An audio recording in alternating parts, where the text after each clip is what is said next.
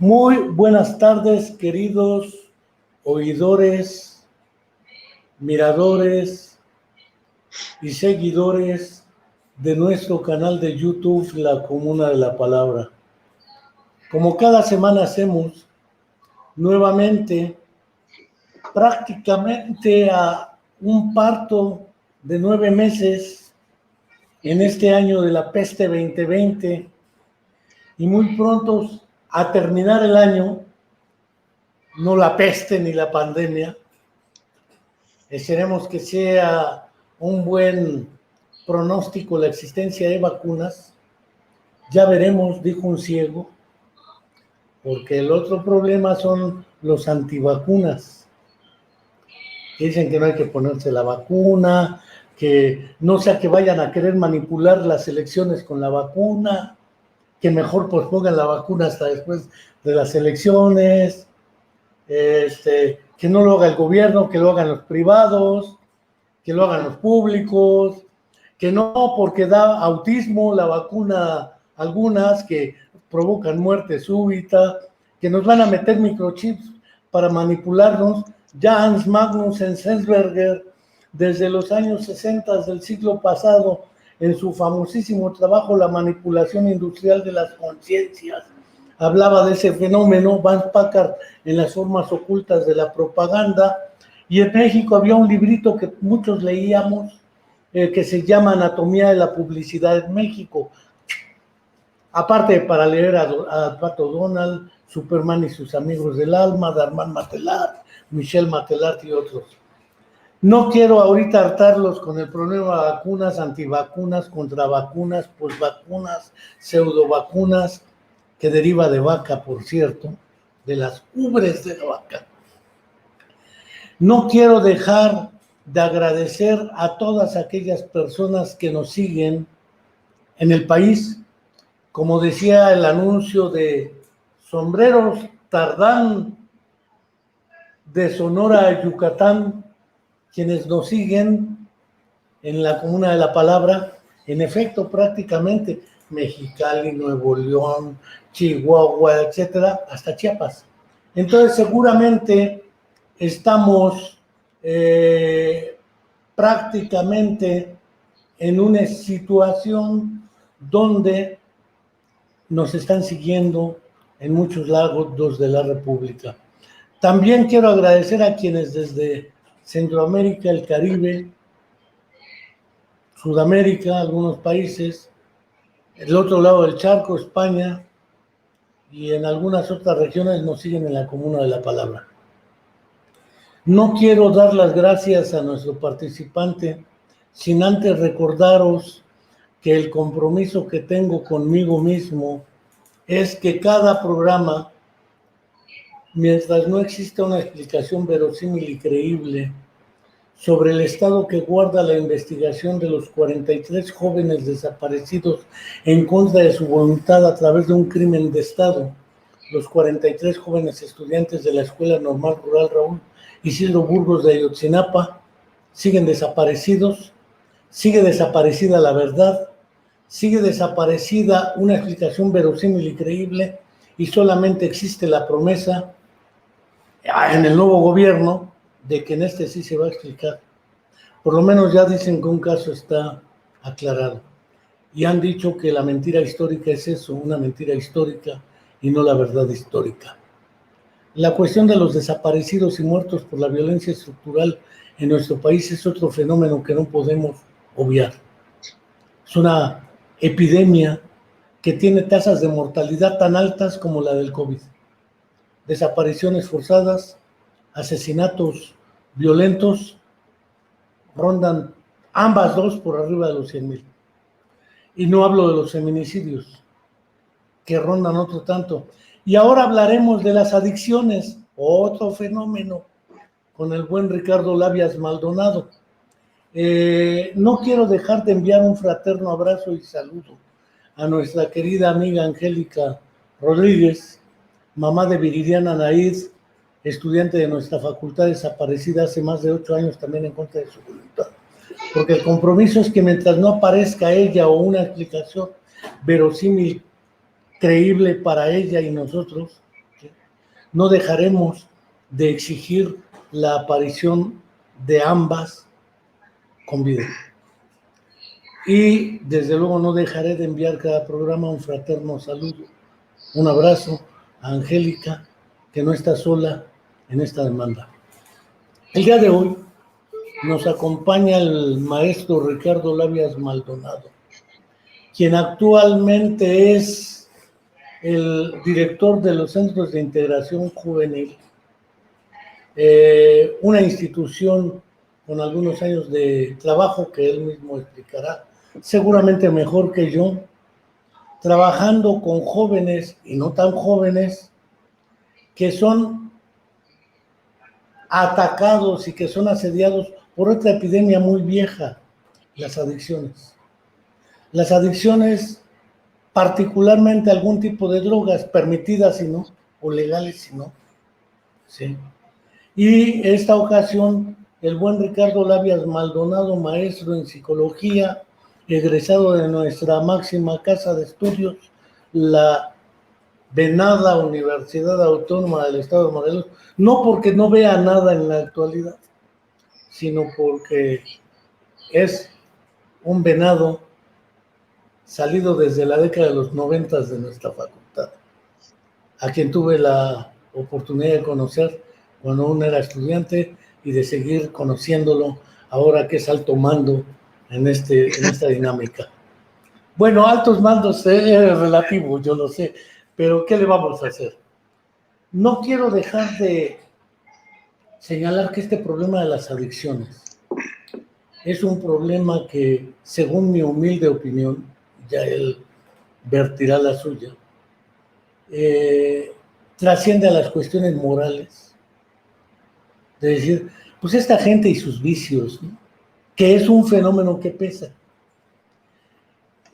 que trasciende naturalmente al asunto de la existencia del fenómeno psicológico de infancia es destino, decía el buen Otto Rank, de que aquellos que fueron maltratados en la infancia y se quedan con traumas psicológicos, tienen como causalidad única explicativa de la adicción una serie de problemas de orden psicológico que no por ser objetivamente existentes nos permiten comprender y explicar en su exacta dimensión el fenómeno de las adicciones.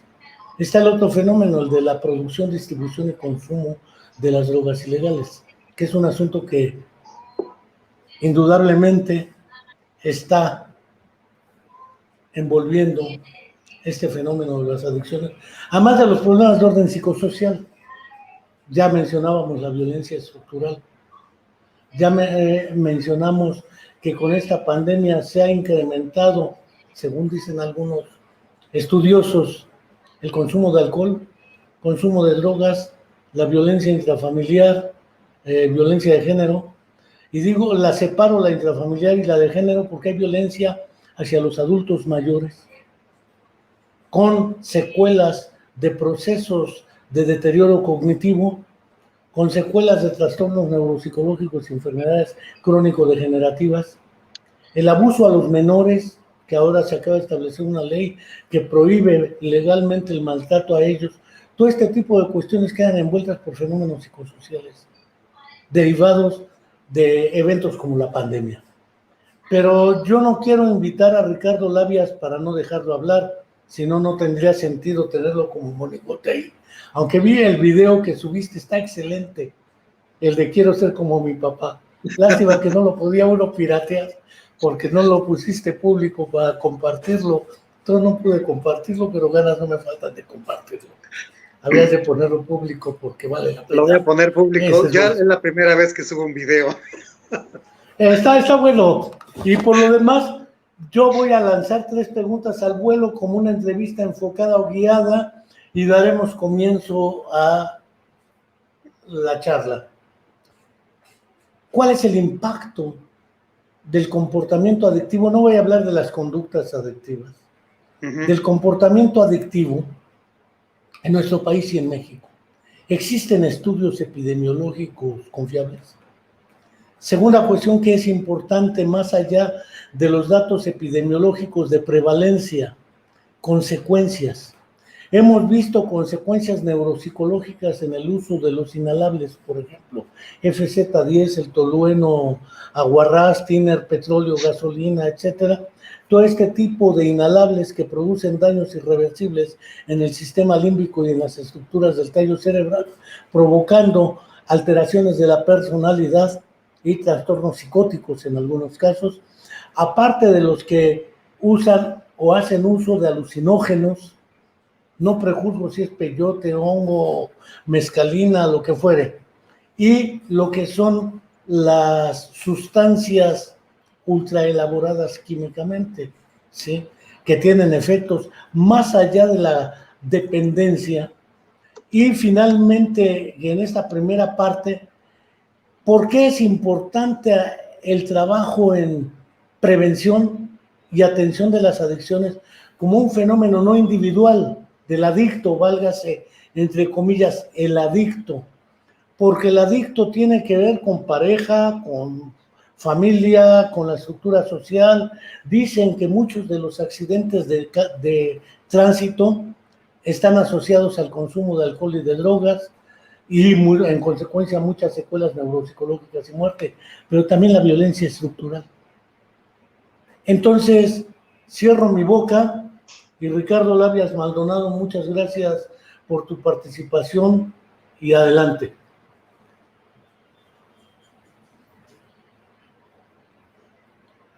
Ahora parece que está congelado ahí el buen maestro Labias.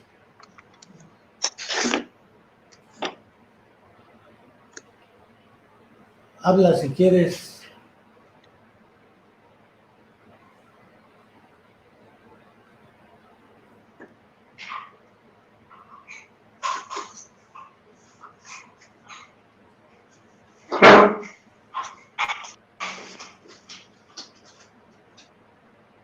Mientras regresa a la silla de los acusados el colega Ricardo, vamos tratando de reconocer este trabajo y esta dinámica. Adelante, Ricardo. Muchas gracias, Enrique, por esta invitación. Agradezco también, de hecho, esta presentación que haces, las preguntas y me ponen a pensar, de hecho, desde la primera vez que me la enviaste. Y bueno, también a las personas que nos están escuchando. Sí puedo platicar un poco de la experiencia que he tenido ya en estos, pues ya más de 25 años trabajando en el tema en la temática de adicciones. Y bueno, agradeciendo también tu invitación. La verdad es que sí sigo tu programa y me parece, ha habido muchos elementos muy interesantes que incluso voy a retomar en esto que tú comentas, ¿no? Por un lado, y por el otro, manejas varias preguntas que se me hacen muy buenas, creo que tienes un buen contexto ahí. Vamos a empezar por la epidemiología, lo que tú comentas, ¿no? ¿Existe epidemiología, datos epidemiológicos confiables? Esa es una pregunta que no es la primera vez que me la plantean, o que nos las plantean a los que trabajamos en esto, en el tema de adicciones. Te puedo decir, en México, por lo menos, existen diferentes estudios llevados principalmente por el gobierno federal, ¿no? Por la Secretaría de Salud, junto con el Instituto Nacional de Psiquiatría. Hay un estudio que es el último que salió, que fue hace ya más de 5 años, que es la Encuesta Nacional, así se llama ahora, de consumo de drogas, de alcohol y tabaco en México, ¿no? En general, la ENCODAT. Esta encuesta que se realiza cada 5 años, efectivamente tiene muchos sesgos, ¿no? Pero bueno, los epidemiólogos trabajan mucho en esa parte, y los datos que arroja al menos son corroborados de alguna manera con otros datos de otras instancias. En México por lo menos existen 3 tipos de instancias o 4 principales para manejar datos epidemiológicos en el entorno de drogas. La ENCODAT, la Encuesta Nacional del Consumo, Alcohol y Tabaco, la Encuesta Nacional de Consumo de Alcohol y Drogas en Jóvenes, la ENCODAT, que esa salió la última, eso sí, salió en el 2014, 2015, la ENCODE, perdón, la ENCODAT que salió la última en el 2016, y ahí salieron los resultados, todavía siguen algunos vigentes. Está el CENAPRED, que es el que recoge la información de todas las instituciones, de todos los hospitales, y hace un conglomerado para dar un seguimiento más puntual, más frecuente del consumo, de cómo es la dinámica del consumo. Están también las encuestas que realizamos los Centros de Integración Juvenil en México. El problema de las encuestas que se hacen cada 5 años y la de estudiantes cada 10 es que obviamente cuando sale el resultado, pues ya tiene un año por lo menos de aparición de resultados. Y cuando se realiza la siguiente encuesta, pues ya pasaron otros 5 años y las dinámicas sí se han modificado, han variado, ha habido un aumento en el consumo, en la aparición de personas que consumen, y en el caso de estudiantes, cuando hay un sesgo también, si solamente se saca la población joven de esas encuestas y se realiza con estudiantes, vemos que la cifra se eleva más en relación a las personas que inician con el consumo. ¿Qué quiere decir esto? Que al menos en México lo que se reporta es que alguna vez en la vida, el 5.5 de la población aproximadamente de la población de México ha probado drogas alguna vez en la vida. Es decir, pues las consumió y a lo mejor no las sigue consumiendo. La encuesta la dividen así, alguna vez en la vida, en el último año y en el último mes. Cuando se maneja en el último mes, por lo menos, la cifra baja considerablemente a 1.7% de la población que consume drogas de manera frecuente. De ahí, si esto lo transformamos en un 100%, la gran parte inicia cuando están en la juventud, que eso es algo muy, muy, muy singular en estas edades. En el caso de la encuesta nacional del consumo de alcohol y drogas entre estudiantes, se vincula mucho con la encuesta nacional de consumo de drogas en México, y pues las edades aproximadas de inicio de consumo de drogas están entre los 12 a los 17 años, que son las edades de mayor riesgo de consumo, ¿sí? Coincide. Y cuando las manejamos, por ejemplo, en centros de integración juvenil, nuestros datos epidemiológicos, manejamos unas encuestas propias, que esas son mucho más frecuentes. Cada vez que llega un paciente o una persona a pedir cita de primera vez para tratamiento, levantamos un estudio, una encuesta clínica, digamos, datos clínicos y epidemiológicos. Eso se mandan a una red que nosotros tenemos y de ahí vamos dando un seguimiento de cómo está el comportamiento de los pacientes o de las personas que llegan por primera vez a consulta a centros. Cuando las vinculamos, por ejemplo, o las relacionamos con las encuestas nacionales, pues hay mucha coincidencia, incluso cuando ya salen las encuestas después de 5 años en el caso de la Secretaría de Salud, pues coincide mucho más o menos el aumento en el consumo. Las edades son similares, entre los 12 y los 17 años la edad de inicio de consumo, y las sustancias que se consumen pues se van regionalizando, por ejemplo, ¿no?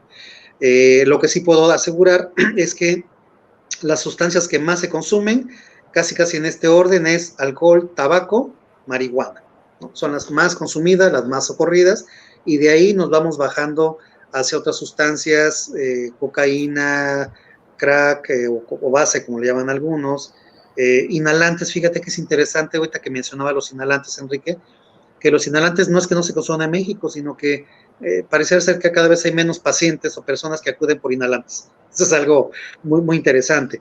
Y de ahí drogas que llamamos emergentes. Por ejemplo, en México, una de esas drogas emergentes que están surgiendo y con bastante fuerza, con bastante impacto en la población juvenil, y sobre todo juvenil y adultos jóvenes, es lo que es las drogas sintéticas, en este caso, metanfetaminas, cristal, opiáceos también, que se está circulando, y últimamente, nuevamente, y surgió mucho en la pandemia, fíjate, lo que es el cristal.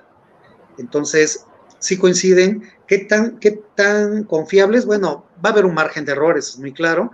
En el caso de las encuestas de centros, pues son solamente con personas que asisten por primera vez. Entonces, nuestra encuesta de centros está muy vinculada con las personas que van por primera vez, por lo tanto, no lo podemos generalizar, pero sí podemos hacer una inferencia de cómo está este comportamiento. Solamente como ejemplo, fíjate, en el gobierno de Fox, por ejemplo, cuando empezó todo una guerra mayor, vamos a llamarla así, de la lucha contra el narcotráfico, de manera como mucho más frontal,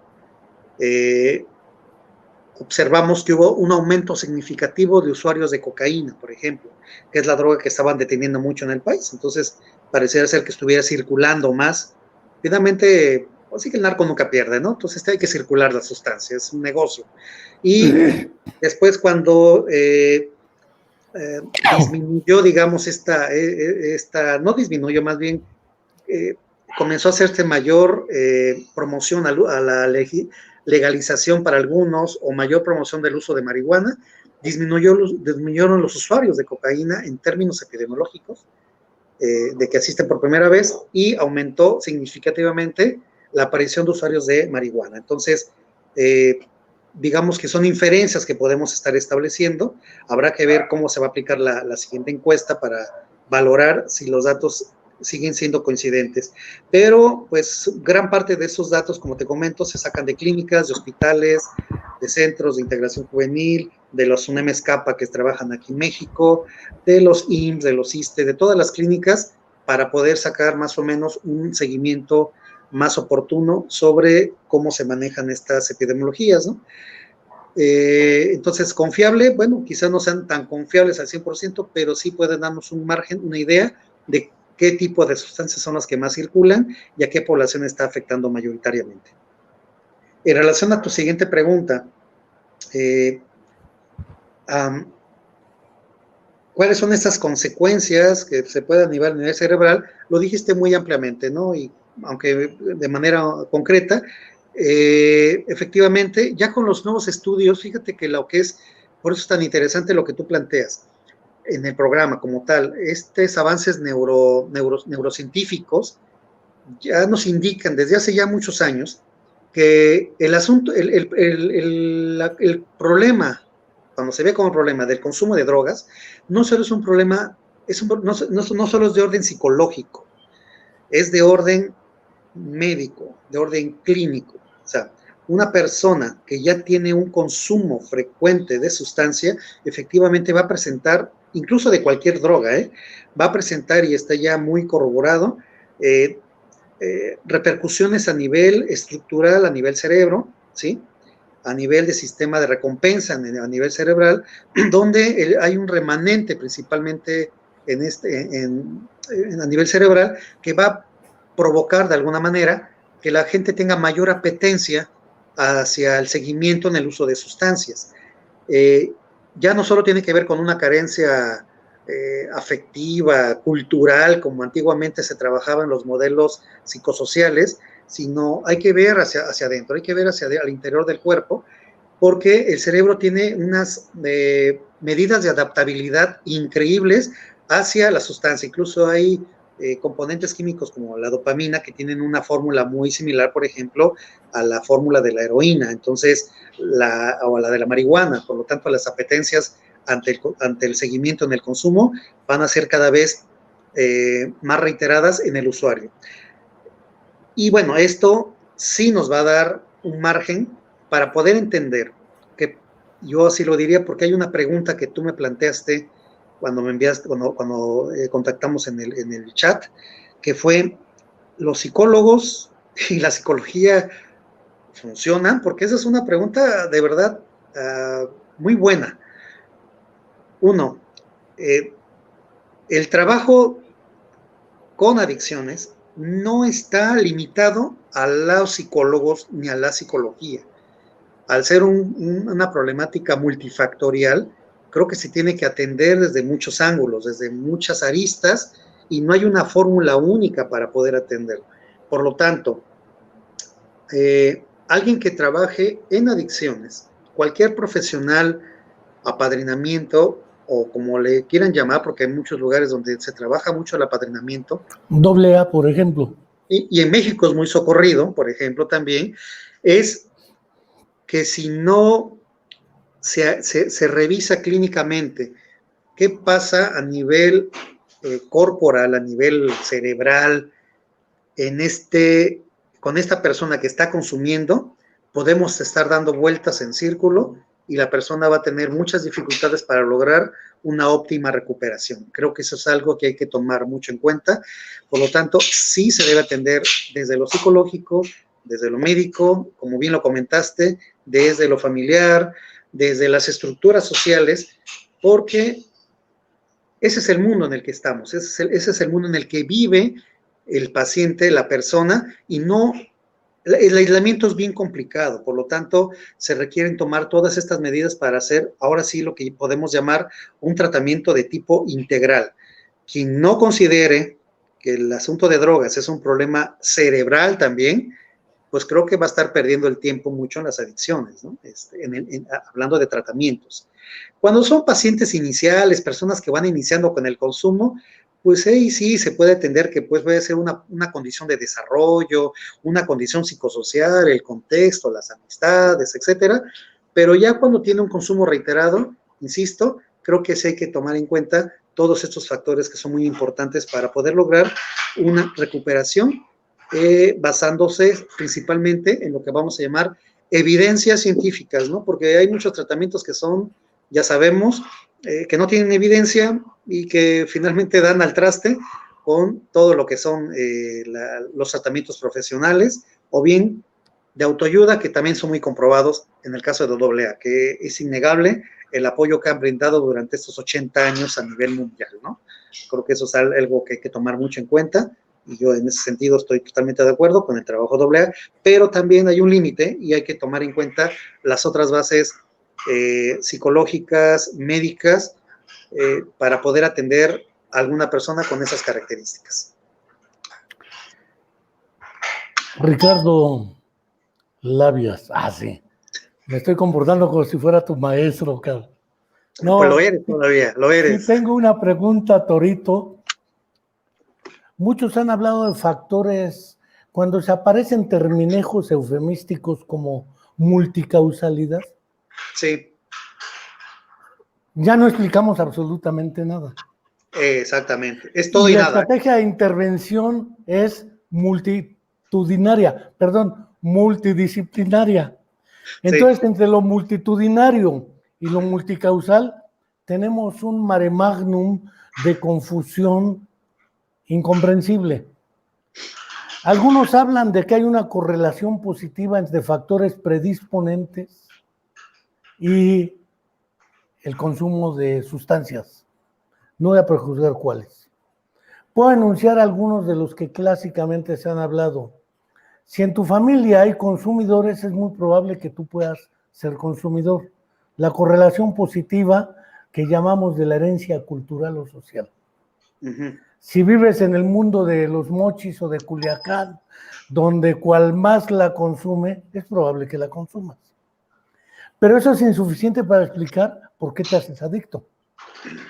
Es decir, dijeras tú, algunos la probaron, yo nunca he probado, bueno, creo que una vez probé un peyotazo, pero no, me vino guango, me dormí y nada.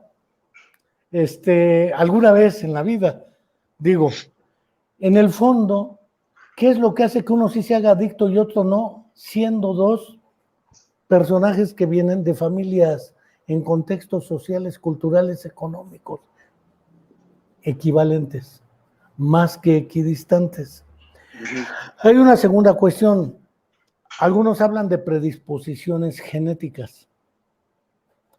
Los padres en la gestación, etcétera, eran consumidores de ciertas sustancias y los hijos traen una predisposición genética en el sentido neurofisiológico para necesitar de esa sustancia. Porque el organismo produce sus propias sustancias que funcionan, dijera Edward L. Thorndike, bajo la ley del efecto. Lo que produce placer lo repites, lo que te produce displacer lo evitas. Aquí no prejuzgamos si el placer es efímero o permanente, nada es permanente, pero más o menos efímero. Entre los factores predisponentes y el uso de cierto tipo de sustancias, hay sustancias que tienen efectos más evidentes sobre la estructura cerebral. que otras. Por ejemplo, de la marihuana se ha hablado hasta como los usos médicos en la analgesia y en el control de la epilepsia, por decir algo.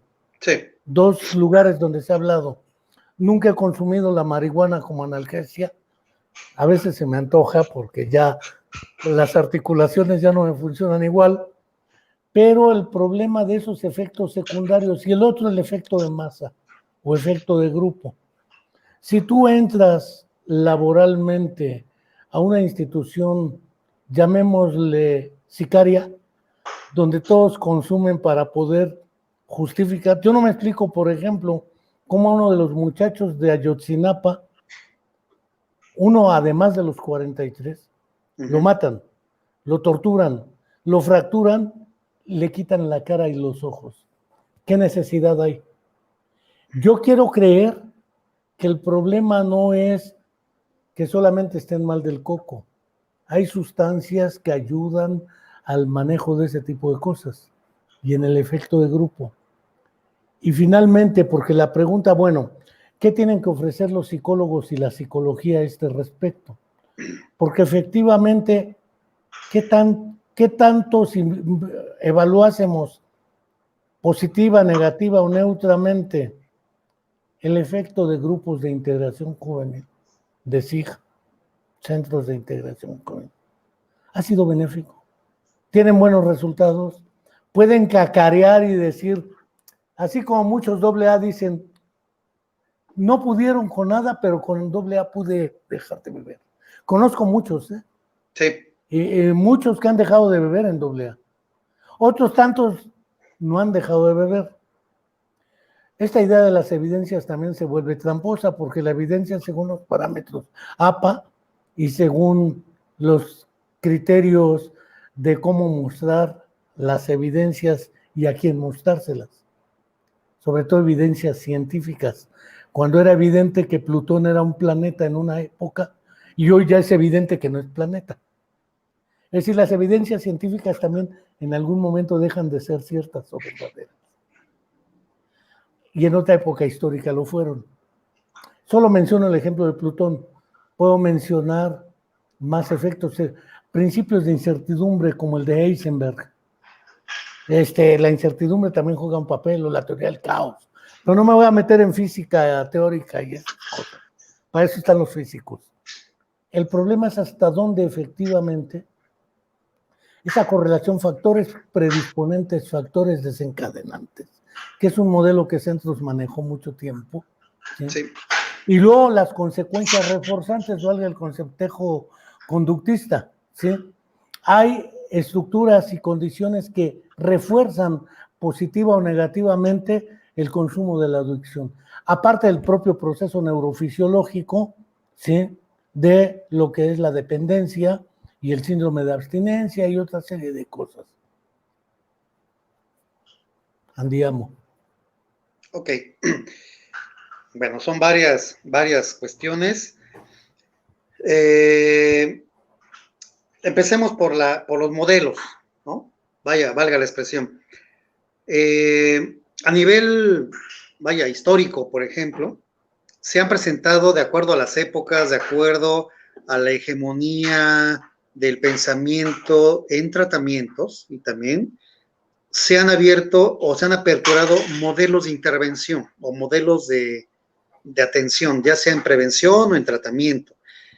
México no ha quedado exento de esto, por lo menos te puedo mencionar que a nivel general, por ejemplo, existen al menos, o a nivel global, así muy, muy grandes, por lo menos unos 7 modelos que se han implementado y que han ido evolucionando de acuerdo a los descubrimientos que se han hecho, de acuerdo a las diferentes épocas, vamos a llamar así, para poder abordarlo, y que tiene mucho que ver justo con la praxis. Creo que muchos de estos modelos están vinculados, sí, con la praxis y también con llevar a explicaciones teóricas de los fenómenos adictivos, voy a llamarlo así como procesos o fenómenos adictivos. Entonces, solo por mencionar, ¿no? En los años 60, lo que prevalecía mucho en México, en el entorno de casi cualquier tratamiento principalmente, y en el caso de adicciones, es el modelo médico, ¿no? La gente está enferma, hay que atender atención primaria, secundaria, terciaria, y entonces a partir de eso generábamos procesos solamente de tratamiento más que de prevención.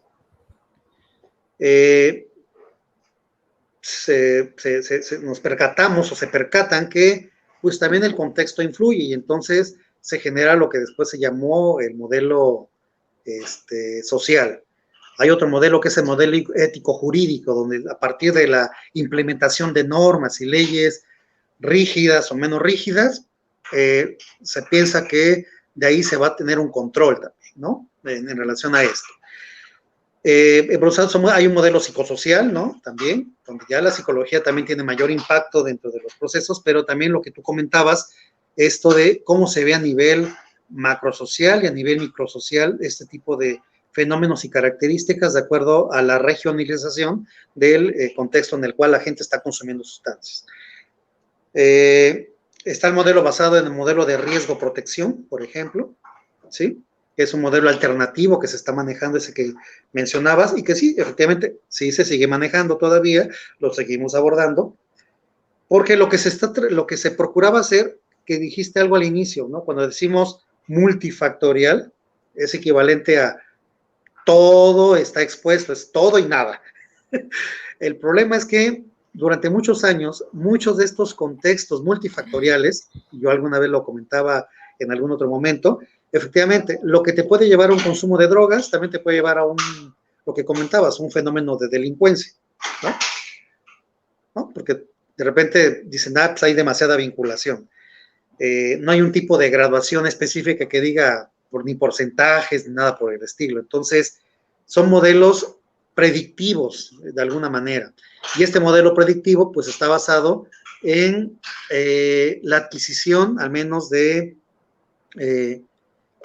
o investigación de ciertos fenómenos que van ocurriendo, que procuran que sean cada vez más específicos para poder entender qué es lo que te hace, en este caso, qué es lo que lleva a una persona al inicio del consumo y dos, a la continuidad del consumo, porque no es lo mismo el que inicia que el que continúa, son ya dos situaciones diferentes.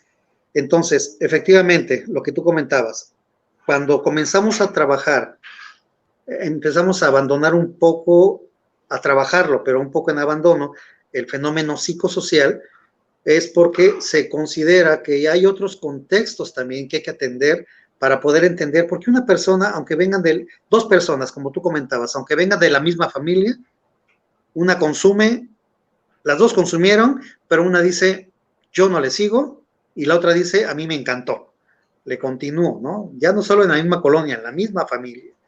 Y ahí estamos atendiendo, efectivamente, que dentro de los modelos explicativos, no solo está la parte inconsciente que mucho se ha hablado y que de repente tampoco da a entender qué es lo que está sucediendo, sino que pueden ser fenómenos más de tipo cognitivos, por ejemplo. Hay modelos cognitivos para poder explicar los fenómenos adictivos. Uno de ellos es el que tú comentas, el modelo de imitación, ¿no?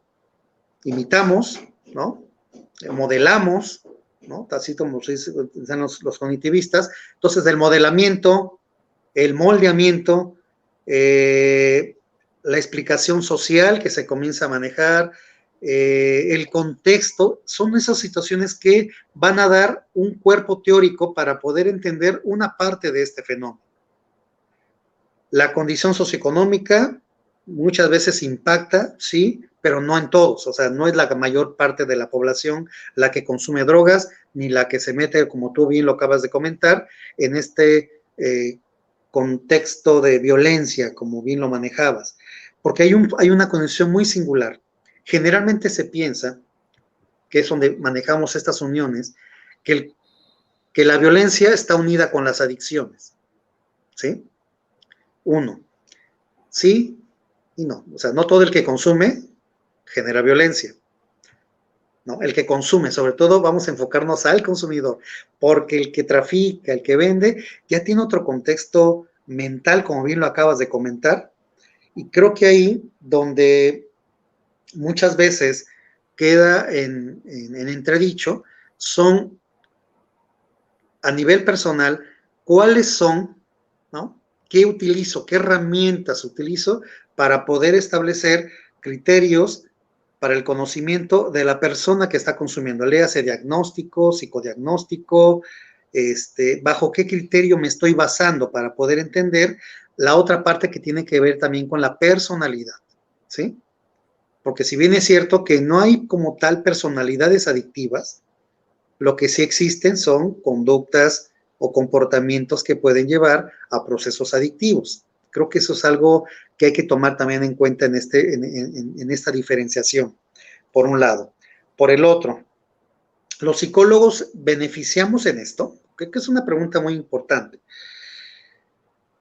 Sí, la psicología beneficia, la psicología como tal, como rama de conocimiento, como ciencia, si lo quieren ver así, para poder entender el fenómeno y dar explicaciones. Los psicólogos no siempre, porque esa ha sido parte de mi experiencia, no siempre tienen los conocimientos para poder entender fenómenos adictivos y entonces damos vueltas en círculo porque queremos aplicar una psicología universal, estoy entrecomillando universal,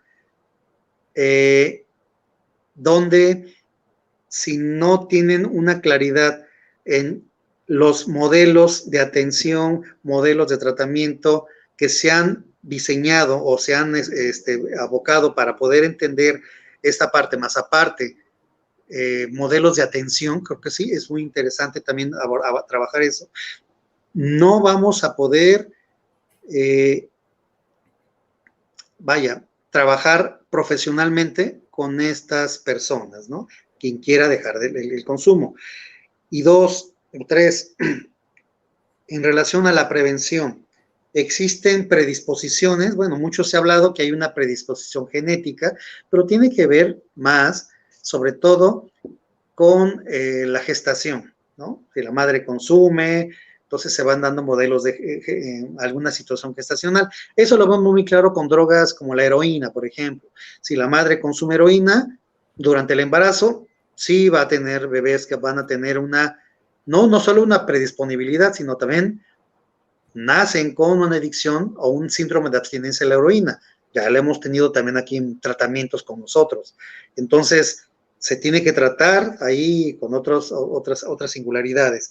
Entonces, y la otra es el aprendizaje social, el aprendizaje familiar, ¿no? Muchos han hablado de que si el abuelo, lo que tú decías, herencia genética, el abuelo consume alcohol o marihuana, el papá, por lo tanto el hijo tiene que salir así y no le sale, ¿no? Bueno, tiene que ver con otro modelo, otro momento histórico del propio chico adolescente, otro momento de crianza, ¿no? Todo eso son fenómenos explicativos que de manera individual sí se pueden abordar. Y esa individualidad es lo que también puede llevar a cierto nivel de explicaciones que pueden en algún momento conjuntarse para poder tener algún diseño, para poder entender todos estos fenómenos, en el caso del fenómeno adictivo. Creo que es algo muy, muy, muy peculiar. Y en el caso, como tú bien lo comentabas, de esta consecuencia a nivel de organicidad y a nivel cerebral, pues eso sí me queda mucho más claro desde ese modelo explicativo, que las drogas al insertarse, pues, sobre todo con la repetición, hay que ser muy claro, alguien que consume drogas no necesariamente es un adicto, ¿sí? Un adicto o una adicción se genera cuando hay un seguimiento frecuente en tener un consumo de la sustancia. Eso ya es, y que ya le va a generar problemas a nivel, en alguna de las esferas que bien conocemos, familiares, sociales, corporales, laborales, etcétera, ya va a haber una dificultad muy específica que va a afectar esa parte. Pero no necesariamente alguien que consume drogas o ha consumido es un adicto, ¿no? Entonces yo creo que ahí está ¿Ya le respondiste a Jesús Rea, alias Chucho Rea? Gracias. Te pregunta si beberse 3 caguamas diarias ya lo hace adicto. Naturalmente que es adicto a las 3 caguamas diarias. De ello a que Aparte Bueno, ya estaba patológico desde antes de las sí estaba escamas, patológico, don Jesús Rea, pero pero aquí fíjate que esa es una pregunta que a mí me hace muy frecuente, ¿eh? Yo a veces les he planteado, a ver, me consumo una cerveza o una o dos copas de vino diario en la comida. diario un whisky Es un y un decir. mezcal. Por ejemplo, uno, dos, hay una persona que cada vez que hay un festejo, ¿sí? Se pone una guarapeta de aquellas. Y yo les he preguntado, ¿quién tiene una adicción? Y la mayor parte de la población, cuando yo hago estas preguntas, me dicen, el que consume diario los dos mezcales. Yo, pues no. ¿Por qué? Porque no hay dentro de la nosología, al menos de la interpretación, lo que tú bien comentabas hace un momento, hay un fenómeno que se llama tolerancia. Y la tolerancia efectivamente tiene que ver con lo que se llama el famoso aguante, ¿no? Donde si no crece, si tu tolerancia puede haber crecido en el consumo, pero no tu ingesta. Por lo tanto, estás, no estás sobrepasándote, digamos, del límite de la tolerancia que un organismo de manera cotidiana puede tolerar el desechar los dos mezcalitos o las dos copas de vino. Eso es importante porque tiene mucho que ver con tiempo, cantidad, corporalidad de la persona. Son tres situaciones que hay que tomar en cuenta para poder evaluar efectivamente si hay un proceso adictivo. Digamos que una persona consume 3 caguamas diarias. Bueno, cada caguama, Rea, por ejemplo. por ejemplo, cada caguama equivale a 3 medidas. De acuerdo a los estudios clínicos, 3 medidas es un límite de tolerancia para evitar entrar en un fenómeno que se llama intoxicación o consumo excesivo o abusivo de la sustancia, en el caso de alcohol. Por lo tanto, alguien que toma 3 caguamas, efectivamente, no tiene como tal una adicción, pero sí tiene quizá un comportamiento problemático ya con el consumo, nada más. Hasta ahí llega, porque sigue trabajando, sigue elaborando, escucha conferencias, se mete a tu chat, ¿no? Manda preguntas.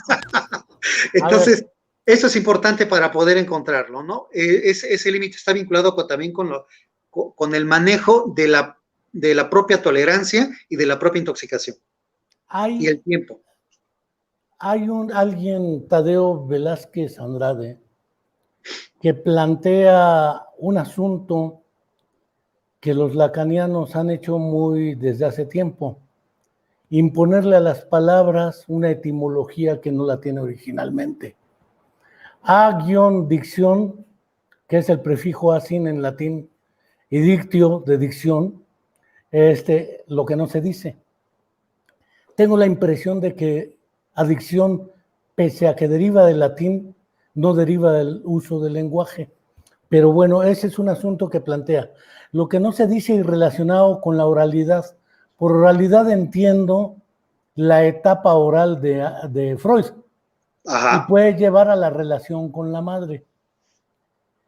Vale preguntarse la relación de la adicción con la constitución de las subjetividades. Esto me lleva al otro asunto: las teorías misóginas de la psicopatología. La fuente de todas las alteraciones patológicas es la madre. ¿Por qué no el padre?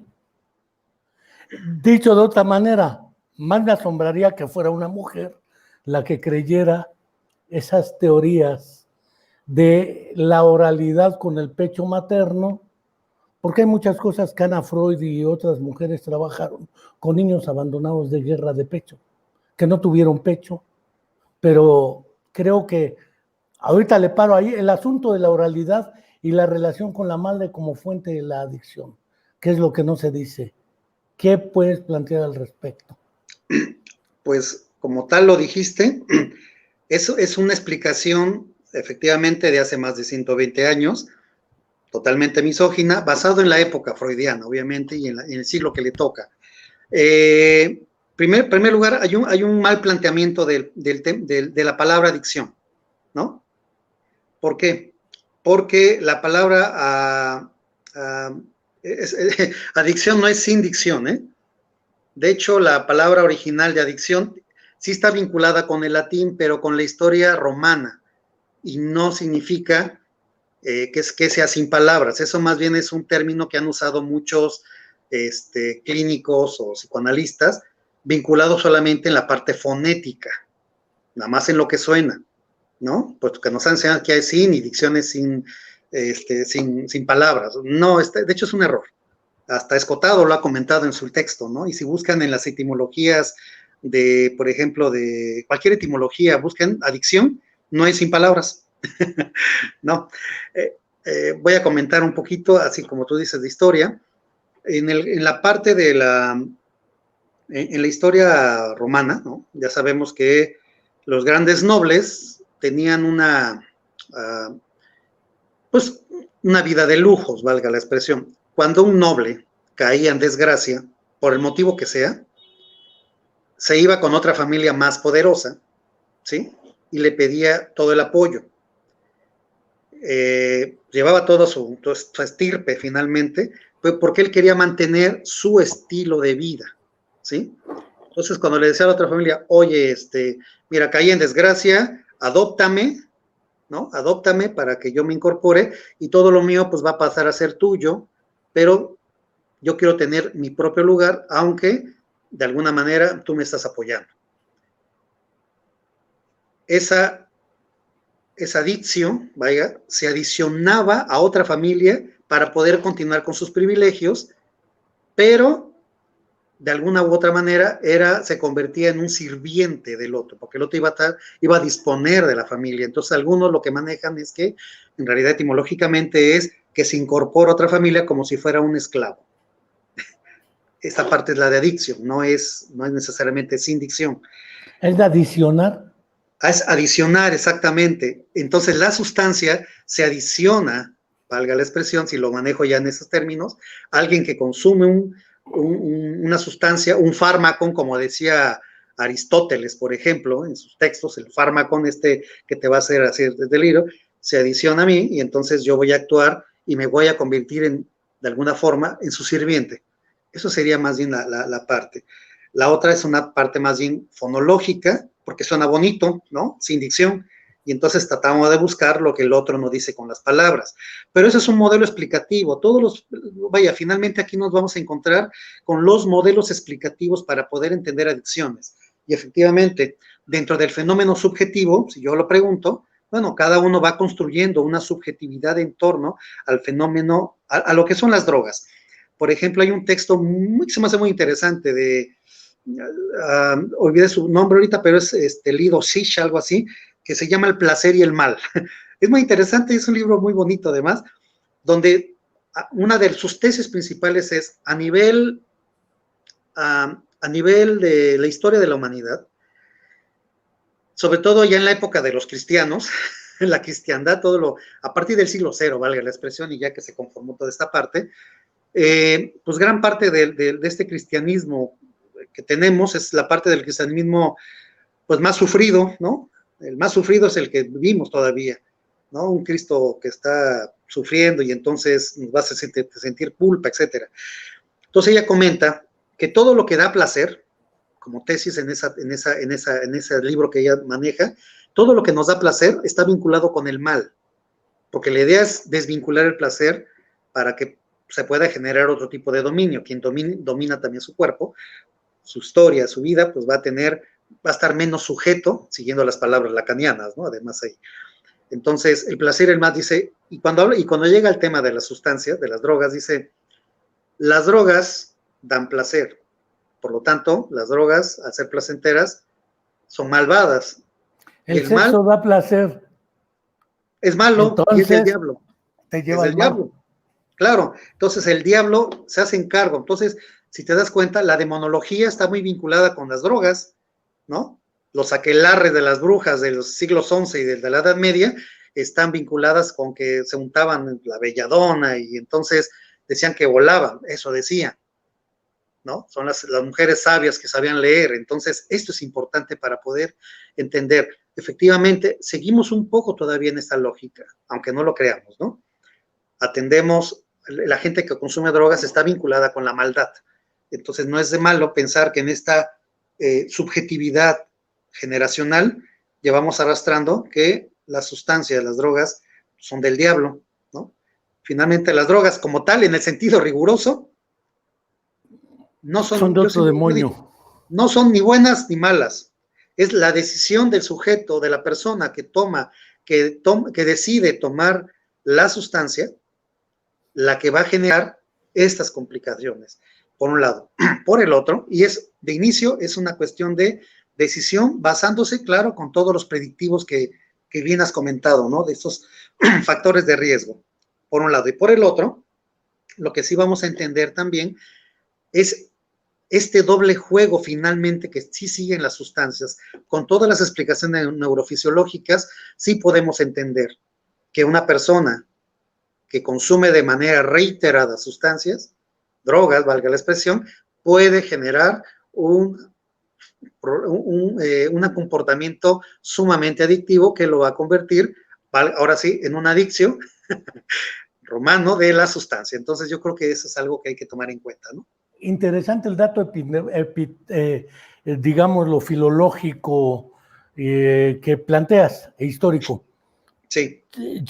Jessica Rodríguez comenta, los psicólogos curan a través de la palabra. El niño en un ambiente hostil y con violencia genera un adulto que puede llegar a consumir en la formación de su desarrollo adicciones. Esto me conduce a plantear dos preguntas. No si el psicólogo cura o no cura, yo creo que eso es algo que podemos dirimir en otro escenario. ¿Las adicciones son consideradas una enfermedad a curar? Y dos, si son una enfermedad a curar, como el autismo, una enfermedad a curar, como etcétera, el alcoholismo, dijeran en doble A, es una enfermedad crónica, degenerativa y por ende mortal. Nada más que te pones en un poder superior. No prejuzgo ahorita 12 pasos, 12 tradiciones y toda esa historia que tú mejor que yo también conoces. El comportamiento adictivo es una enfermedad y por ende es un fenómeno que hay que curar, o no es suficiente el modelo salud-enfermedad para explicarlo. Porque si es una enfermedad a curar, el otro es el problema. ¿Quién lo cura? ¿El médico, el psiquiatra, el psicólogo, el neurólogo? ¿O quién? Suponiendo que fuera una enfermedad. ¿Qué postura asumen ustedes al respecto? Y después, ¿valdría la pena? ¿Cuál es la situación en Cuernavaca y en Morelos de las adicciones? Y quienes estén interesados, ¿cómo pueden acudir con ustedes? Porque el speech te lo tienes que echar también. Pues sí, ¿verdad? Primer punto que se me hace muy interesante. ¿Los psicólogos curamos con la palabra? No, yo creo que no. Si lo manejo así. La semana pasada, si bien me acuerdo, no recuerdo el nombre de tu invitado, muy interesante, que habló de la psicoterapia. No fue Liceo, a otro, pero no era de este país, creo que era de otro lugar. Habló de los tratamientos, habló de la historia de los tratamientos clínicos. Es el doctor Jesús Ramírez Bermúdez. El mero. Y planteé cosas que, bueno, cuando doy clases plantea la misma situación, porque esa es una pregunta hasta como manejan los estudiantes, ¿no? Muchos piensan que Freud inició con la psicoterapia. Eso es una verdadera mentira, ¿no? Freud no inició con la psicoterapia. La psicoterapia se inició antes que Freud. Y si nos basamos en todos los libros, hasta de Stefan Zweig y toda esta parte, vas a llegar a Mesmer. Claro, hay que retornar a ellos y se van a dar cuenta, más bien nos damos cuenta que Freud, ¿no?, encontró insuficiente los tratamientos de la época para explicar lo que él quería, que en el caso son los fenómenos de histeria. Y, bueno, finalmente Freud no solo aplicó la propia teoría que estaba, bueno, el propio ejercicio, porque primero ejercitó y después teorizó. Creo que así es el asunto, mucha praxis. Pero, y bueno, Freud sabían que seguía usando como neurólogo. Me acuerdo mucho de tu clase que decías, el escrito más científico de Freud era su libro de la neurona. De la fascia. la fascia, perdón, antes de eso. Entonces, bajo esta premisa, ¿no? Freud también llegó a usar hipnosis y llegó a usar también las duchas de agua fría, o sea, no está exento, porque bueno, pues es el creador, hay que tomar en cuenta. Entonces, no, Freud no fue iniciador de la psicoterapia, eso hay que tomar en cuenta desde la historia de la psicología, tan importante y tan desdeñada, ¿no? Ya nos enseña, ya no nos manejan el librote del argentino, ¿no? Historia de la psicología, historia crítica de la psicología. Pero bueno, los psicólogos no curamos con la palabra, esos son, de alguna manera, es parte de los psicoterapeutas. Creo que hay que hacer esta división a veces coloquial, muchas veces, ¿no? No todo el que sale de la facultad de psicología hace psicoterapia. Claro, ¿no? Por lo tanto, sería una falacia pensar que el psicólogo va a curar. No, para nada. Entonces, para poder hacer eso, pues hay que tomar, ahora sí, hay que hacer cursos de psicoterapia, no importa en qué área. Bueno, sí importa y no importa, porque hay otras teorías que están bastante, o prácticas que no son muy desdeñables desde su explicación teórica epistemológica, ¿no? Ahorita no voy a meter con eso, pero yo a veces les he dicho a los estudiantes, miren, de verdad, en la historia de la psicología, las teorías más psicológicas son las más desdeñadas por los estudiantes de psicología, a veces hasta por los psicólogos. Conductismo, Gestalt, todos esos es parte de la historia de la psicología. El psicoanálisis se puede hacer una teoría por separado, ¿eh? Y no ni siquiera llegar a unirlo con la psicología como tal. Si lo piensan así, digo, puede haber una carrera de psicoanálisis, ¿eh? Así en Argentina la tienen, por ejemplo. Pero bueno, no me voy a meter con esa historia. Entonces, los psicólogos no curamos con la palabra. Tendríamos que tener herramientas psicoterapéuticas para poder decir, mira, soy psicólogo, pero aparte soy psicoterapeuta. Y entonces ahora sí vamos a empezar a querer curar con la palabra. Pero no solo es la palabra, es la técnica también la que se usa, la palabra del otro, las técnicas psicológicas para poder generar este tipo de adicción, de tratamientos. Otra pregunta que manejas es, si alguien tiene un comportamiento adictivo, ¿se le debe curar? Depende. Creo que aquí, en esta unión, digamos, de la psicología con la medicina, con la psiquiatría, finalmente no estamos exentos de generar una terapéutica cuyos orígenes están muy relacionados con la medicina, ¿no? Entonces, en la terapéutica, pues hay que tener planteamiento de objetivos, diagnósticos, que es algo muy, muy interesante. ¿Cómo se va a hacer el diagnóstico? Pues de acuerdo a la teoría que yo esté manejando, porque también ahí vamos con las otras, ¿no? Pero por lo menos lo que se va a buscar de alguna manera curar son cuando existen fenómenos que vamos a llamar trastornos, ¿no? No voy a meterme con lo que es el trastorno, pero lo que es un trastorno clínico, creo que sí. ¿Hay trastornos vinculados con adicciones? Sí. Entonces, se va a buscar esto que tú comentas, el tratamiento con la enfermedad en este vínculo específico. Y a nivel psicológico, ¿sí? A nivel social, pueden ser comportamientos, y el comportamiento sí va a ser tratado también con medicina, pero creo que un eje básico ahí va a ser, ahora sí, la psicología y muchas de las áreas áreas de humanidades que podemos tener, ¿no? ¿Puede trabajar una trabajadora social con un adicto, con un consumidor? Sí, ¿no? Claro, pues va a buscar también procesos de reinserción social, que eso es algo que queda muy de lado generalmente.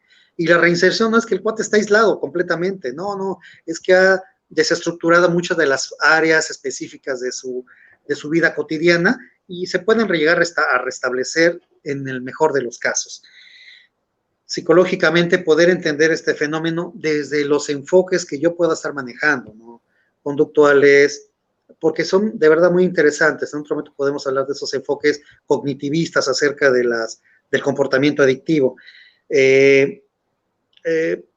Sociales, como es lo que comentabas hace un momento, cómo es este contexto. Y obviamente, problemas vinculados al desarrollo, no solo al desarrollo personal, al desarrollo psicosocial, que creo que eso tiene mucha explicación con esto que tú mencionabas por esta desafortunado evento con nuestros jóvenes de Ayotzinapa, ¿no? El desmembrado, el que lo desfiguraron. ¿Por qué? Pues bueno, hay que entender que hay un trastorno, hay un fenómeno que te está incitando también, hay un comportamiento grupal, y ya sabemos que la grupalidad, como bien se comenta, tanto por todos los teóricos de las grupalidades, pues bueno, el fenómeno grupal implica que la gente actúe en masa, ¿no? Y acuérdense que la masa es descerebrada, como decía, no descerebrada, es, bueno, el proceso de racionalidad se pierde, perdón, irracional, gracias, perdón, irracional. Emoción, irracional. Se vuelven emociones, entonces eso lo vemos hasta con un partido de fútbol, ¿sí? Esto es importante para poder entender una gran parte de estos fenómenos y también de esos comportamientos que vamos a llamar de tipo antisocial, ¿no? Como fenómenos de estructura, de personalidad en esta cuestión de formación. Y también entender, ¿sí?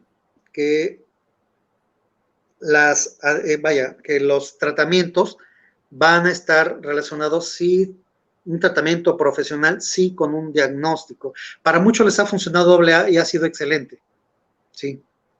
A muchos dicen, fui con el psicólogo y no me sirvió. Efectivamente. Actualmente se manejan muchos modelos que no solo tienen los psicólogos, por ejemplo, a nivel de cognitivos, por ejemplo, está el fenómeno, está la consejería, que es bien desdeñada por los psicólogos, ¿eh? La consejería la puede dar. Coaching y todas esas cosas. Cualquiera No, se fíjate, vuelve coaching. Coaching, no, pero fíjate que no es el coaching, ya existía antes la consejería, por ejemplo, en adicciones, no es coachar, más bien es lanzar, ¿no? Ahora sí, a partir de la escucha, de lo que está y de la observación que podemos tener con la persona que está solicitando apoyo, pues lanzar una paradoja con la persona. Entonces oye, ¿te has dado cuenta que desde que iniciaste tu consumo de alcohol, disminuiste tu rendimiento escolar a un estudiante? Ah, caray, no, bueno, aquí yo Es decir, Mara Selvini Palazzoli a tu servicio. Por supuesto, entonces le lanzas una situación de ese tipo, que la idea es hacerlo replantearse si de verdad no está generándose una repercusión severa. Y lo dejas ir, ¿eh? Cuando quieras apoyo, aquí te espero. Y es todo, eso no dura más de 5 minutos. No es este coaching que ahora tan de moda está, ¿no? Que hasta los psicólogos siguen.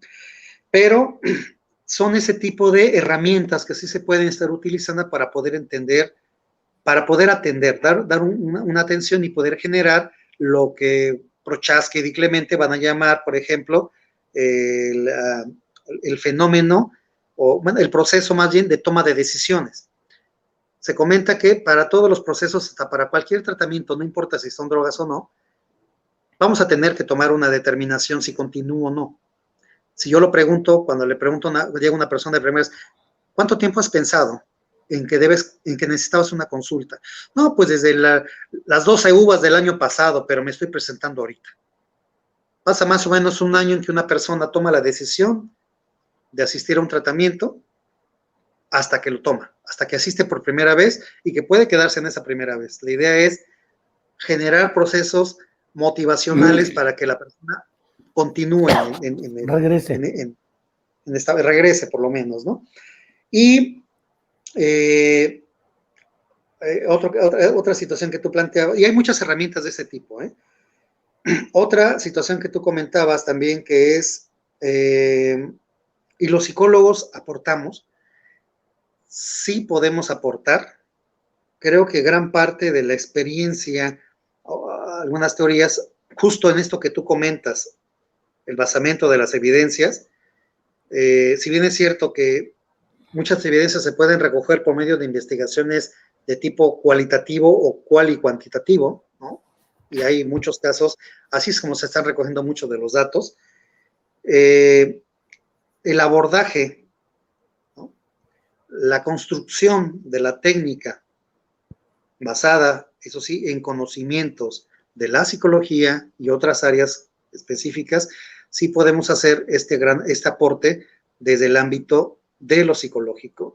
Pero si los psicólogos nos seguimos comportando a veces como padrinos, nada más, sin desdeñar el padrinaje, ojo, sin aportar más allá de eso, entonces, finalmente los psicólogos no estamos aportando gran actividad a este quehacer. Creo que es algo que hay que tomar en cuenta y por eso actualmente pues hay muchos fenómenos de profesionalización, ¿no? Y eso lo vamos viendo con todos los esquemas del abordaje de los tratamientos, al menos en México. Existen muchos, de verdad, muchos modelitos, muchos modelos. Unos pueden ser más efectivistas que otros, ¿no? Hay un modelo de una clínica muy, muy famosa en México, carísima, por ejemplo, que son de 5 semanas. Pues claro, 5 semanas es la medida básica en que una persona, una vez que inicia convencido o medio convencido un tratamiento, se ha comprobado que en el seguimiento son las 5 semanas las que dura a veces en supresión. El problema no es en la 5ª semana, el problema es la 6ª semana, ¿no? La séptima, etcétera. Sí, y así se va. Es decir, el y problema no es... tus amigos de AA, si faltas a tus juntas, no preguntes por qué recaes. Exactamente. Un tratamiento residencial básico que se tiene, por ejemplo, con esta clínica o otras clínicas famosas, es de 5 semanas. Pues las 5 semanas son más fáciles de sobrellevar que la 6ª semana, que es cuando ya egresan. Entonces, a ver, señalaste algo que los modelos terapéuticos desde Rogers, por ejemplo, sí, o Mara Selvini, Palazzoli, la escuela de Andolfi de Milán, o los modelos sistémicos, o muchos modelos de psicoterapia breve y de emergencia, sí, han planteado, y que en Freud era muy claro, para que una terapia funcione, debe existir la determinación de ir y continuar con ella. Punto. Quien decide ir, continuar y etcétera, es el doliente, valga la expresión, al que le duele algo. Sí. De la misma manera, dice Adriana Hinojosa, el sujeto es el que decide si consume o no. ¿Hasta dónde es el individuo como sujeto activo de la actividad el que decide si consume o no? Porque lo hemos planteado y hemos visto en varias dinámicas de familias, ¿sí? Un personaje se vuelve alto mando de una familia, entra casi toda la familia, los Guzmán lo era, Pablo Escobar, etcétera. Y hay familias donde unos entran y otros no. Tienen la misma madre, el mismo padre castrante. Es más, son gemelos idénticos, monocigóticos, univitelinos. Nacieron en el mismo hospital. Son los únicos que tienen la misma cantidad de hermanos. Van a la misma escuela y a veces hasta igual los visten. O se visten igual. Y uno sí y otro no. Hay estudios de seguimiento de gemelaridad monocigótica y disigótica en consumo de drogas, en esquizofrenia, en autismo, en varios de estos programas de seguimiento longitudinal. ¿Sí? René Sassó publicó un trabajo a señales en francés titulado Los gemelos, la pareja y la persona. Y Leontie Padre publicó un trabajo sobre el carácter del sujeto de la actividad como el responsable de sus actos.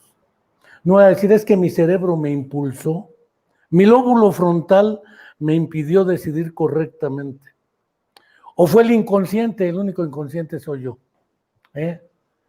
No importa si fue el inconsciente o fue el lóbulo frontal, o es que mi papá no me quiso, me hacía pararme los fines de semana a las 6 de la mañana para ir al golf. Pobrecito senador, ¿sí? Sí. Por su culpa soy como soy, o fue mi mamá, o es que la sociedad está podrida. Siempre es cómodo buscar la responsabilidad fuera del propio sujeto de la actividad. ¿Qué papel juega el sujeto propio de la adicción en la determinación del consumo de determinadas drogas? que prácticamente así lo plantea Adriana Hinojosa. Ricardo, ¿podría hablarnos más sobre la postura de que el sujeto decide consumir? Saludos. Gracias. Yo creo que podemos hablar, digamos, en diferentes momentos, ¿no? Siguiendo con esta predeterminación psicosocial que ya se comentó hace un momento, si un chico adolescente, que es donde ya comentamos, que es cuando se inicia generalmente el consumo, se decide, bueno, hay de dos, o hay bueno, no un empuje, hay una decisión basada en esta parte de historia, pero también en el contexto en el que se desenvuelve, como bien lo comentabas tú hace un momento. Cuando inicia con el consumo, la verdad es que no hay adicción. Habrá que ver, ahora sí, puedo hacer todo este enmarcamiento a nivel subjetivo, ¿no? Como porque veo que encanta hablar de subjetividad, porque a veces la subjetividad también es todo y nada, ¿no? En términos de explicación.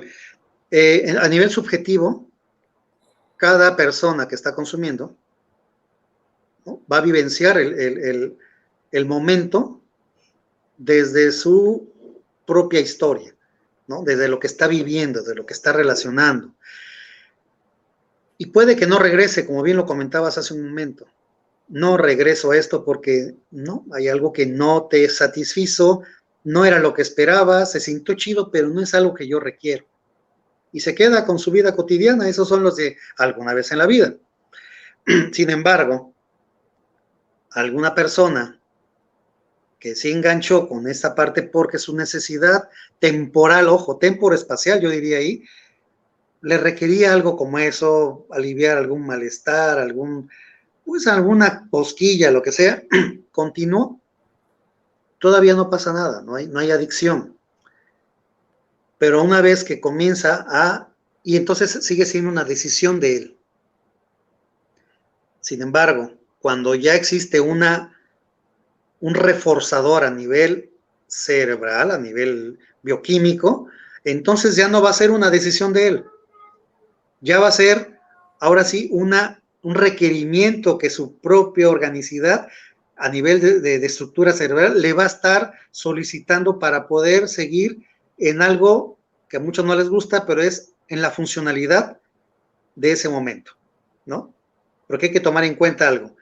La psicoterapia dicen, pues, ¿para qué? Sí, pues para hacernos felices, pero también para hacernos funcionales en este contexto donde tenemos que ser productivos, ¿no?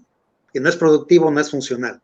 Entonces, ese es un gran lío también, que es otro término ahí que vamos a manejar, pero hay que tomar en cuenta esta parte. Entonces, una vez que ya existe una tolerancia mayor y una dependencia a la sustancia, ya no todo depende de la decisión subjetiva de la persona que consume, porque ya hay un requerimiento que va a estar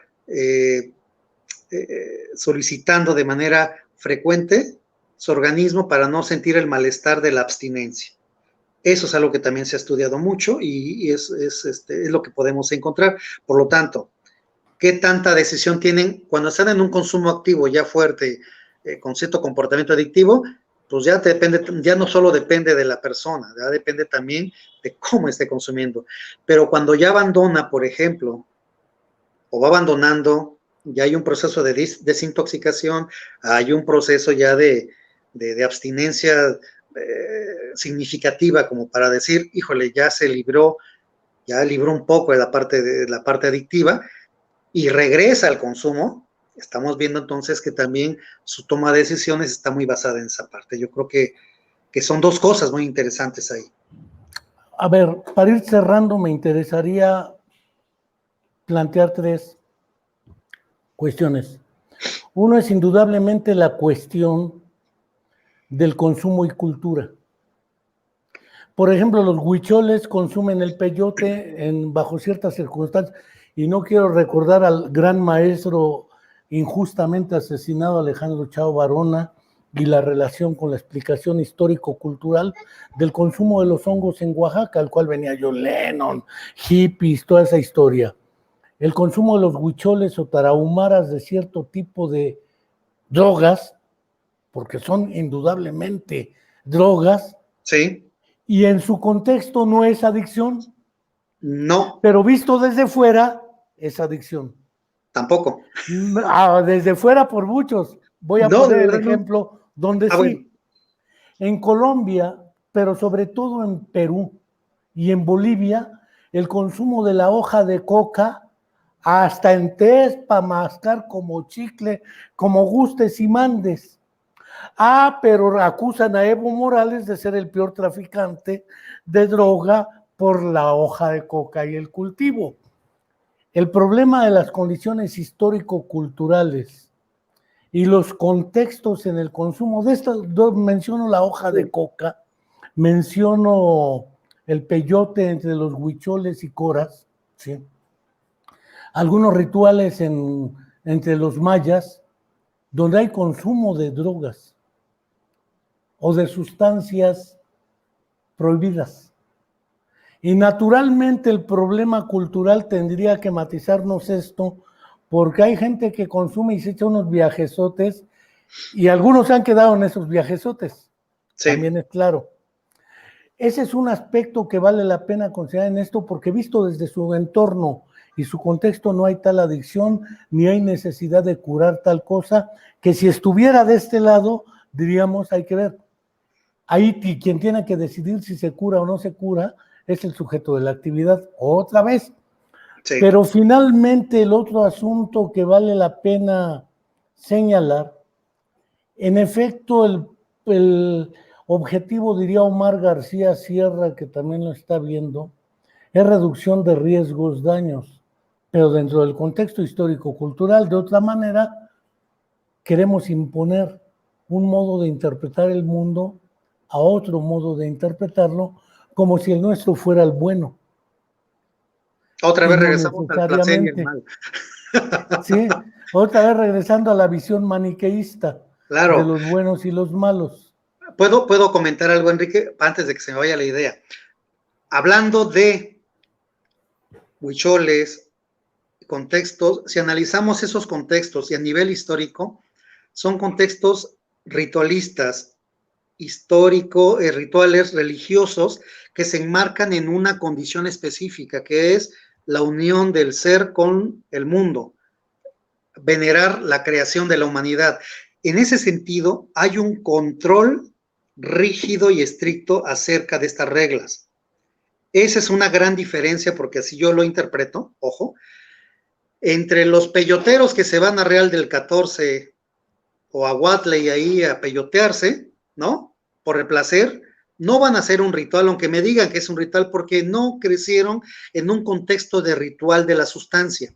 En cambio, el huichol, el maya, Sabina, si quieres, la de El los hongos, maracame, todos ellos en Perú, hay un contexto ritual, ¿no? Por lo tanto, no se genera una condición adictiva, porque hay un control y hay una medida para poder establecerlo. Léase como ejemplo en la cultura azteca, el que nacía, ¿se acuerdan? En el día conejo, y iba a ser ebrio, y entonces se le iba a permitir a beber a él. ¿Por qué? Porque estaba destinado a ser un ebrio. Pero quien no hijo, nacía, no sé cuándo nací, pero vamos debo a ver, haberlo sabido no eres antes. conejo, el ometosh, ¿no? Pero sin embargo, si alguien que no nacía en ese día, en ese signo, ¿no? Consumía alcohol fuera de los rituales establecidos, era castigado severamente hasta con la muerte. Entonces estaba bien controladita la población, no crean, ¿eh? O sea, sí se habla mucho de los No era rituales. decisión individual, es Claro, no, colectiva también y cultural.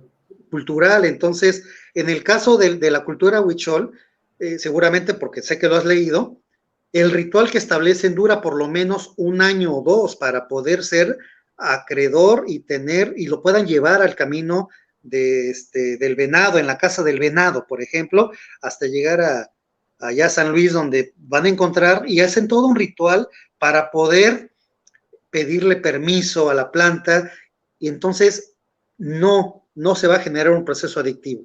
No hay tráfico ahí, ese es otro tipo de contexto. Y eso es algo que tomar en cuenta. Hay un libro que se llama, ¿no? Así lo pueden encontrar, no recuerdo otra vez, es de la coca a la cocaína. Así se Que no es llama, lo ¿eh? mismo, sí, Que no claro. es lo mismo, como bien lo comentaba alguna vez, bien señalado Evo Morales, no es lo mismo que yo más que mi hoja de coca para subir a la montaña, ¿no? Que son zonas muy altas, al procesamiento de la cocaína con fines adictivos. Esos son dos condiciones diferentes sacadas de contexto. Hay una cosa que alguna vez yo comenté en algún momento, porque me preguntaron algo similar, yo les dije, miren, cuando sacamos a las sustancias de su contexto histórico y ritual, religioso y mágico, sí se corre el riesgo de que se conviertan en sustancias adictivas. ¿Sí? Ese es el riesgo.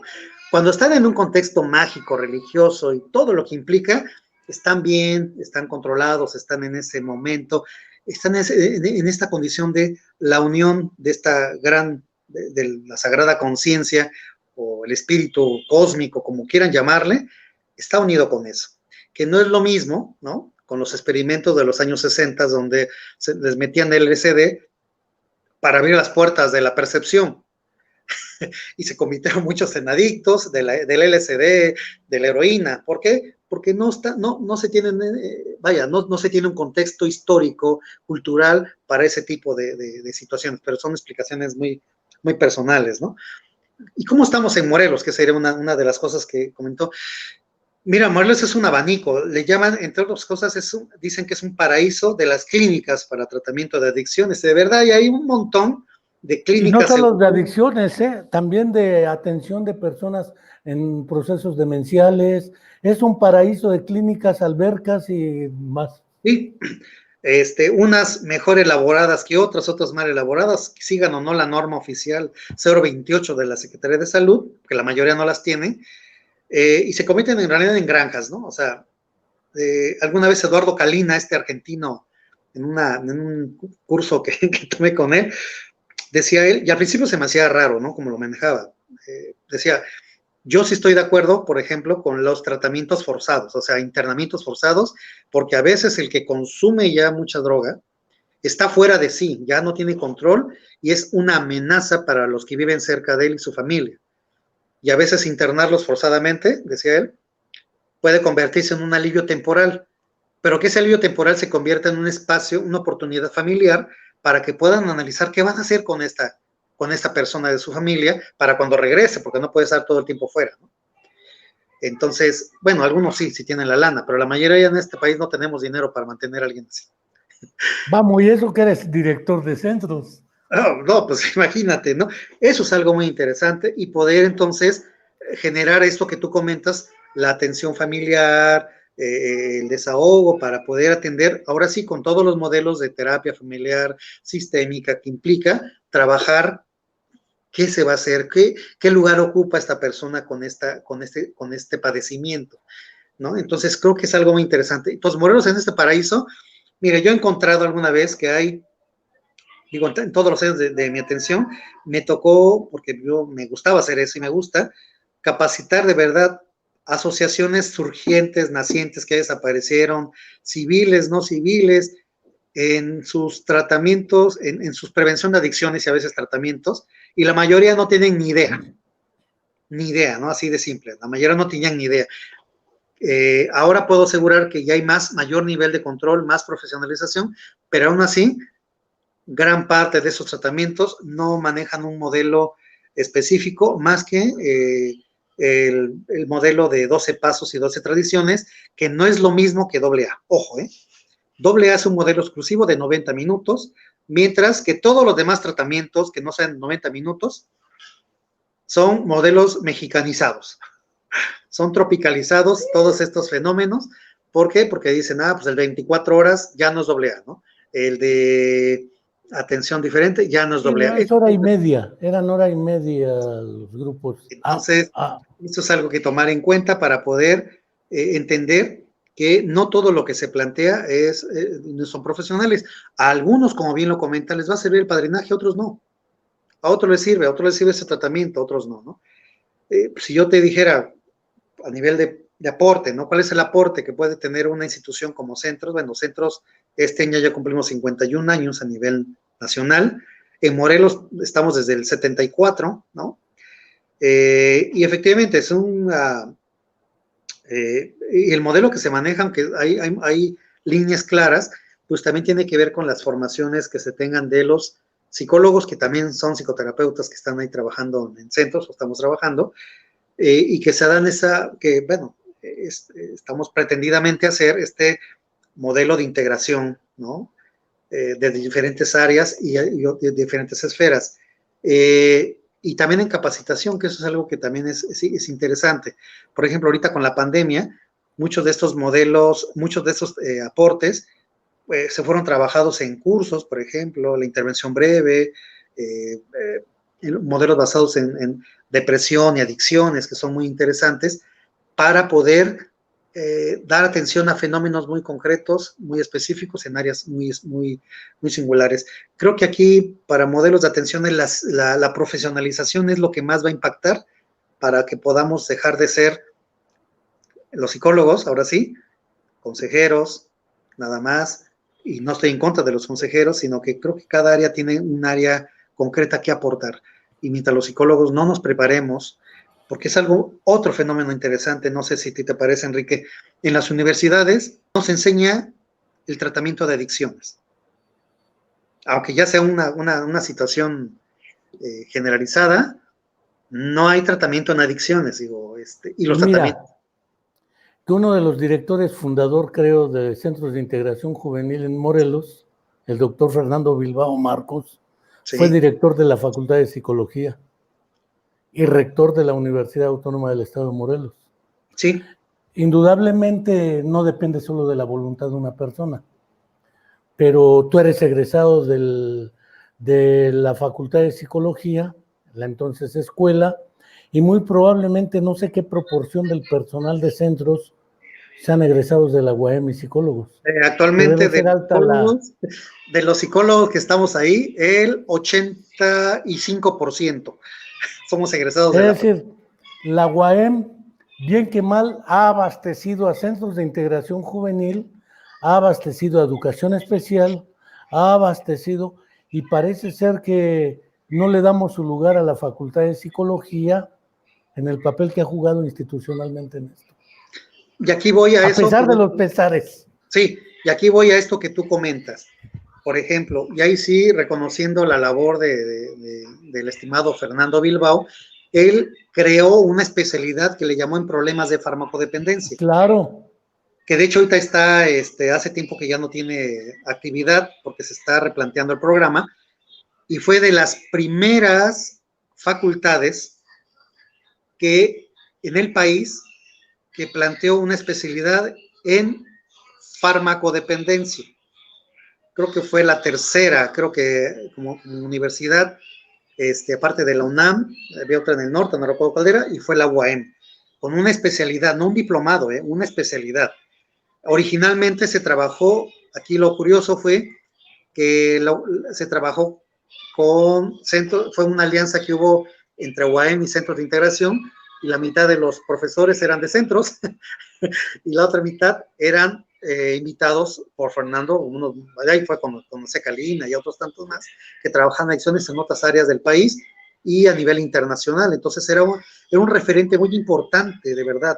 Actualmente está en reconceptualización, ya tiene mucho tiempo, y también se trabajaron diplomados para profesionalizar los padrinos. Eso es algo muy, muy bueno, ¿no? En un modelo muy similar, pero en algo más corto. Alguna vez le preguntaba yo a Bilbao, le pregunté, oye, Fernando, ¿por qué no te...? Digo, pues yo salí también de la especialidad, también la hice. Le digo, oye, ¿por qué no te comprometes en un modelo? ¿No? Porque es un modelo, también manejas muchas posturas, ¿no? ¿Por qué no agarras uno para dar un seguimiento y dar la oportunidad también para poder incorporarme? Dijo, porque ese es el problema. Dice, digo, porque te especializas en todo y en nada, ¿no? Salías también con un multifactorial. Me dice, no, pero ahorita va, me dice, no, porque sería también cerrarme y cerrar la especialidad para la ampliación de esta, exactamente, de otras posturas. Eso es algo bien interesante, porque de verdad, algo que comentaste hace un momento, trabajar con personas con consumo es dar, yo le llamo doble o triple vuelta. Cuando una persona dice, estoy deprimido, necesito un psicólogo, a veces toma el teléfono o va a una institución pública o privada y regresa porque dice, eso es lo que yo necesitaba. Va convencido. Y en el caso de los que consumen sustancias, yo te diría a nivel de, valga la expresión, a ojo de buen cubero, La mayoría los envían. Que el 75-80% van porque los envían, porque se sienten obligados por alguna situación. Entonces, ¿cuál es uno de los fracasos en los tratamientos en consumo de drogas? Ese, que queremos meterlos a un tratamiento de manera inmediata. No, primero hay que, ya se ha comprobado un poco, pues hay que trabajar con su decisión, con lo que decíamos, el modelo de toma de decisión, para acercarlos a la decisión de entrar a un tratamiento para abandonar o no un consumo de drogas, porque puedo entrar a un tratamiento para controlar. La tolerancia cero ya no es la efectiva, ¿no? Y esto es algo muy interesante porque damos esa vuelta, y ya que decide ingresar, ahora sí dice, ahora sí quiero un tratamiento. A lo mejor ya pasaron 6 meses de que yo estoy en esta etapa de tratamiento breve, consejería breve para revisarlo, 4 meses, y ahora sí va a entrar a un tratamiento. Ahora sí va a entrar a un tratamiento. Entonces, ya son doble vuelta, ¿no? Y a veces es triple vuelta, yo digo.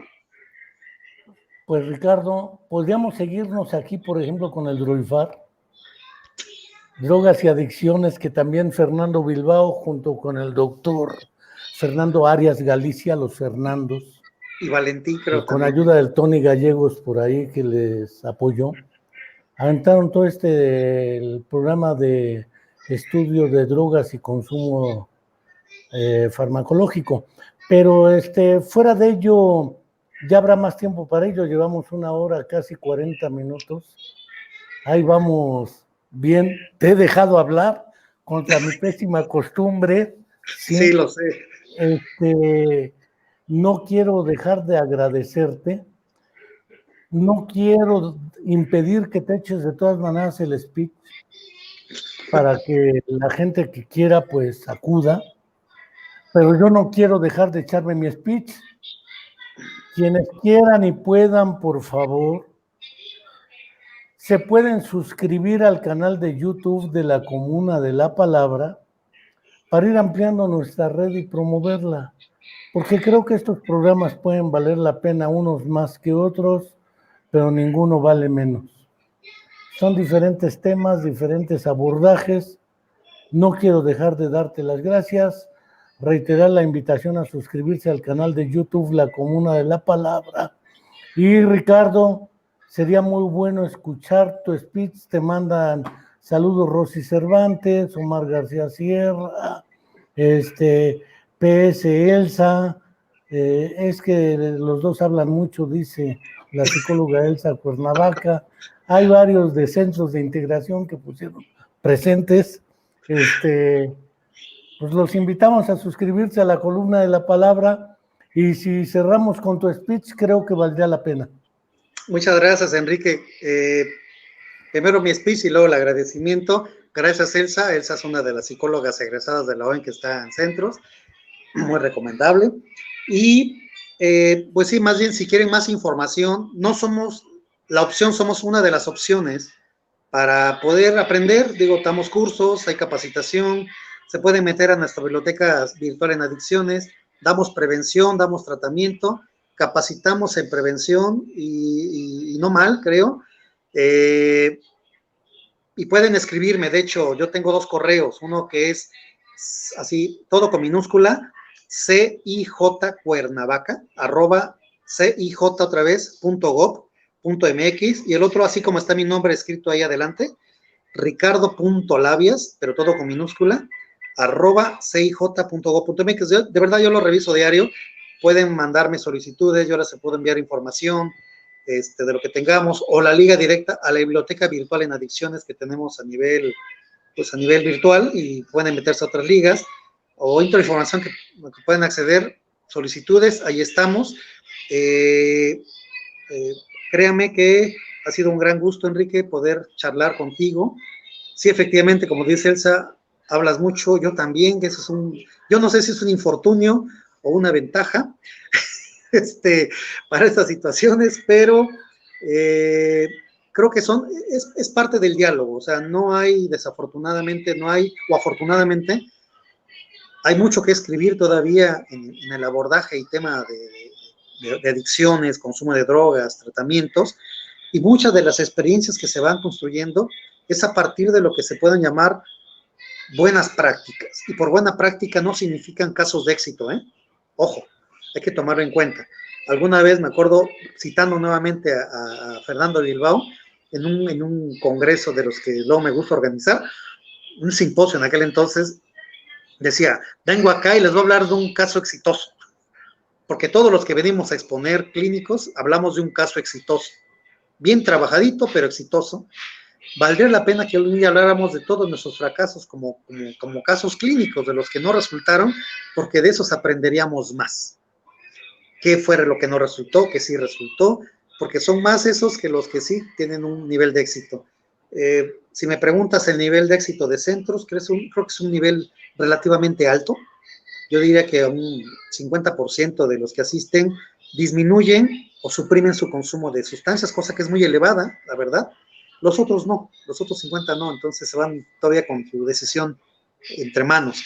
Pero creo que podemos aportar, la institución creo que todavía puede aportar, porque, bueno, en México, al menos a nivel histórico, de las primeras instituciones no oficiales, profesionales, que se atendieron drogas en México, fue Centros en el 69, antes de eso solo estaba AA, ¿no? El NIDA de Estados Unidos nació me parece que en el 78, 82, imagínate, y UNEM-ESCAPA nacieron hace 12 años. Entonces, por ahí hay un caminito de modelos de tratamiento de tradición que pues sí podemos comentarlo, ¿no? Entonces, yo agradezco, Enrique, toda tu paciencia, tu tolerancia y tu invitación, esperando que también a los que nos están escuchando pues les haya agradado esta charla. La verdad me gusta más cuando son charlas que conferencias, porque creo que hay un intercambio mayor de ideas. Gracias por las preguntas y gracias también por estar. También pueden seguirnos en la página de Centros de Cuernavaca, que es 6J Cuernavaca, así nada más, es el Facebook Live, ahí vamos a meter. Supongo que esta se está repitiendo también en 6J Cuernavaca. Esa era una de las ideas. Muchas gracias, Enrique. Pues muchas gracias, Ricardo, muchas gracias a todos los que nos siguieron. Saludos. El próximo lunes a la misma hora tendremos una sobre el Instituto Nacional de Rehabilitación y el papel que ha jugado la psicología y la neuropsicología en lo que fue originalmente el Instituto Nacional de la Comunicación Humana, Rehabilitación, y acabó siendo el Instituto Nacional de Rehabilitación. Creo que valdrá la pena, va a ser con la doctora Ana Lilia Doctor. Cordialmente invitados, y desde mañana sacamos la primera llamada, lunes 21, porque ya miércoles y jueves y viernes ya estaremos prácticamente en posadas y navidades a distancia con Susana, en reclusión o aislamiento físico, y hasta la próxima. Muchas gracias. Gracias.